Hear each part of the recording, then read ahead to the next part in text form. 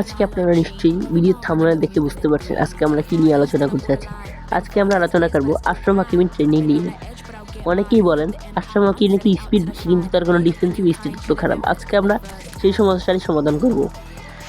এই সমস্যার সমাধান দেখুন আমাদের সাথে সাবস্ক্রাইব করুন এবং একটি লাইক করে যান যদি আপনার মনে হয় এই ভিডিওটি আপনার উপরে আসবে। প্রথমে আমাদেরকে রিসিভ প্লেয়ার পজিশনে চাপ দিয়ে রিসিভ প্লেয়ার, তারপর আমাদের অটো ওয়ালাটাকে দিতে হবে। তাহলে অনেকেই বলবেন যে আমরা অটো ওয়ালাকে দিলে আর ভিডিওটি দেখার দরকার কি, এখানেই শেষ নয়, আছে আরও বড় কিছু।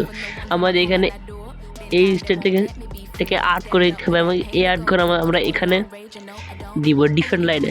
তারপর আপনার যদি এখান থেকে আমি ডিফেন্সিভ স্টেজ কিছুটা বেড়ে গেছে এবং তার স্পিড আমরা এটা পাচ্ছি, আমাদের প্রসিড করে দিতে হবে।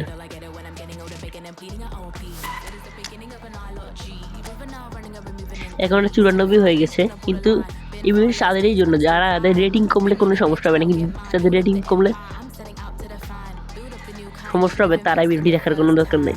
যদি আমরা প্লেয়ার ডিটেলসে যাই তাহলে আমরা দেখতে পারবো মানে ডিফেন্সিভ স্টেজ সবই 80 সবুজ এবং স্পিড অ্যাক্সিলারেশনটা কিছু কম নাই, সবে আছে ভালো। কিন্তু আমি আশরাফ হাকিমিকে খেলাই না, তাই তার এই রেটিংটা আমার দরকার নেই, তাই আমি ওর 99 রেটিংটাকেই দিব। এই একই কাজ আমরা থিয়াগো হার্নান্দেজের কাছে করতে পারি। তার আর ব্যাপারটা যদি আমরা দেখি তাহলে তার ডিফেন্সিভ চার্জ মোটামুটি কিছুই নেই, তো স্পিড অনেক আছে হাকিমের মতন।